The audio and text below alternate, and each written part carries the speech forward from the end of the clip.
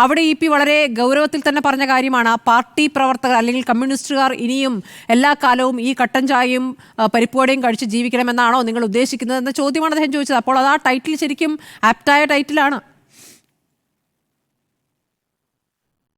അല്ല, അത് ആപ്റ്റായ ടൈറ്റിലാണ്. കാരണം ഒരു കച്ചവട തന്ത്രം എന്ന നിലയിൽ ഏറ്റവും ആപ്റ്റായിട്ടുള്ള ടൈറ്റിലാണ് ആ പുസ്തകത്തിന് ഉപയോഗിച്ചിരിക്കുന്നതെന്ന് വിശ്വസിക്കുന്ന ആളാണ് ഞാൻ. ഇനി ഒരു കാര്യം കൂടി ചോദിച്ചോട്ടെ. അതായത് പ്രകാശ് ജാവദേക്കറെ കണ്ട വിവരം ശോഭാ സുരേന്ദ്രനുമായി ബന്ധപ്പെട്ടുകൊണ്ട് സ്ഥിരീകരിച്ചതിന് ശേഷം അതിൻ്റെ ഗൂഢാലോചന അന്വേഷിക്കണമെന്ന് പറഞ്ഞുകൊണ്ട് സഖാവ് ഇ.പി. DGPക്ക് പരാതി കൊടുത്തിരുന്നു. ഇപ്പം ഇത്രയും നാളായില്ല, എന്തായി അന്വേഷണം? ഏതെങ്കിലും ഈ കേരള പിണറായി വിജയന്റെ കീഴിലുള്ള പോലീസ് അത് അന്വേഷിച്ചിട്ട് എവിടെയെങ്കിലും എത്തിയോ? നിയമ നടപടിയാണ് ആ അന്വേഷണവും നിയമ നടപടിയും എവിടെയും എത്തിയിട്ടില്ല. ഞാനൊരു കാര്യം പറയട്ടെ, കേരളത്തിലെ സൈബർ സെല്ല് വിചാരിച്ചാൽ ഈ PDF കോപ്പി ഇവിടെ വന്നിരിക്കുന്നത് നമ്മുടെയൊക്കെ ഫോണുകളിൽ എത്തിയിരിക്കുന്ന ഈ PDF കോപ്പി അത് ഒറിജിനേറ്റ് ചെയ്ത IP അഡ്രസ് ഏതാണെന്ന് കണ്ടുപിടിക്കാൻ പറ്റും. ആ IP അഡ്രസ് കണ്ടുപിടിച്ച് കഴിഞ്ഞാൽ അത് ആരുടെ ഫോണാണെന്ന് കണ്ടുപിടിക്കാൻ സാധിക്കും. ഈ കേരളത്തിലെ സൈബർ സെല്ല് വിചാരിച്ചാൽ 24 മണിക്കൂർ കൊണ്ട് കണ്ടുപിടിക്കാവുന്ന കേസാണിത്. പക്ഷേ ഇത് കേരളത്തിലെ പോലീസ് കണ്ടുപിടിക്കാൻ പോകുന്നില്ല.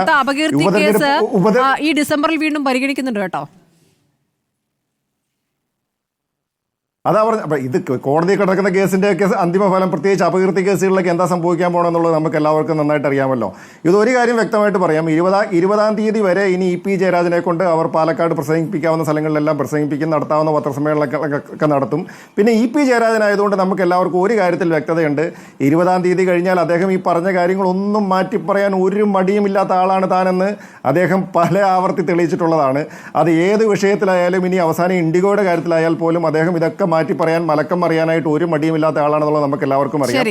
അതുകൊണ്ട് അദ്ദേഹത്തിന്റെ രാഷ്ട്രീയ ഭാവി CPM-നകത്ത് എന്തായിരിക്കും എന്നതിനെ ആശ്രയിച്ചായിട്ടായിരിക്കും ഈ വിവാദത്തിന്റെ അവസാനവും എന്ന് നമുക്ക് ഊഹിക്കാം. ശ്രീ ജോർജ് പടിപാറ, അവസാനമായി ഒറ്റ മിനിറ്റ്, എന്താണ് അദ്ദേഹത്തിന്റെ രാഷ്ട്രീയ ഭാവി കാണുന്നത്?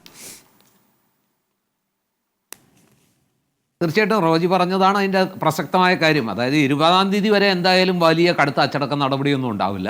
അതിനുശേഷം പാർട്ടി എന്ത് തീരുമാനം എടുക്കും എന്നുള്ളതാണ്. ഞാൻ വിചാരിക്കുന്നത് ഇ.പി.യെ ഈ രീതിയിൽ മുന്നോട്ട് പോകാൻ പാർട്ടി അനുവദിക്കാൻ സാധ്യതയില്ല. കാരണം ഒന്നിനു പുറകെ ഒന്നായിട്ട് ഒരുപാട് വിഷയങ്ങളിൽ അദ്ദേഹം പാർട്ടിയെ വല്ലാതെ പ്രതിരോധത്തിലാക്കുന്നുണ്ട്, പാർട്ടി പ്രവർത്തകരെ വല്ലാതെ കൺഫ്യൂഷനിലാക്കുന്നുണ്ട്.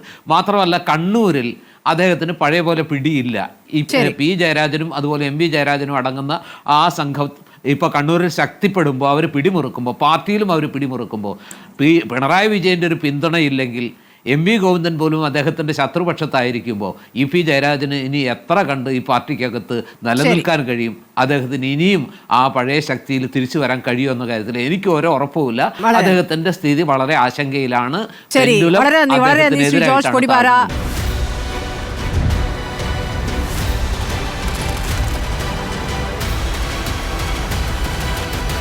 ഡിബേറ്റ് വിത്ത് സ്മൃതി പരുത്തിക്കാട്.